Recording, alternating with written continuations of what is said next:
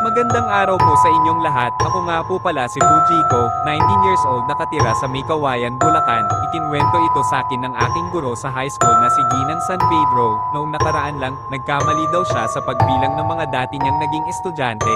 Di ko lang maalala kung anong taon yun nangyari. Nakalimutan ko na kasi yung sinabi niya sa akin. Kinilabutan ako sa ikwento ng teacher ko. Ito kasi yung kinuwento niya sa akin. Isang araw nagpa-quiz siya sa mga estudyante niya, at bago pa magsimula ang klase nila ay tinatanong ni teacher kung may nag-absent ba, at sabi ng mga estudyante niya na may nag-absent nga daw na isa. Bakante kasi yung isang upuan.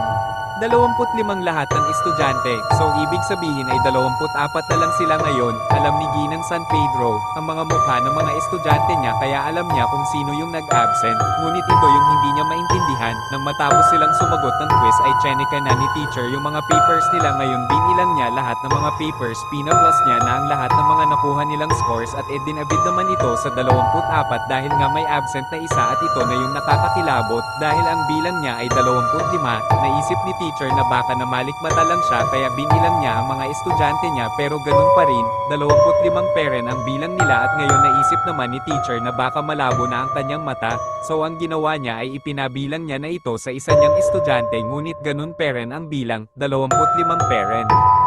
Dahil sa pagdadalawang isip, binilang niya ng isa-isa ang kanyang mga estudyante, at laking gulat niya noong mapansin niya na wala na ang bakanteng upuan na kanina lang ay walang nakaupo. Tumindig ang balahibo ng lahat noong sinabi ng guro ang pangalan ng isa nitong estudyante na si Nika. "Ma'am," tanong ng isang estudyante, "bakit po tinatawag niyo si Nika?" "Patay na po si Nika noong isang araw lang ginahasa po at pinugutan ng ulo," wika ng isa nitong estudyante.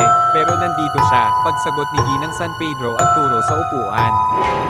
Ngunit ang upuan ay bumalik na sa pagiging bakante. Natakot ang lahat dahil sa kanilang narinig, kaya naman maagang natapos ang kanilang klase. Hanggang ngayon iniisip ko pa din ang pangyayari na iyon dahil talaga namang nakakapanindig balahibo. Hanggang dito na lang po ang aking kwento. Maraming salamat po sa pagbasa.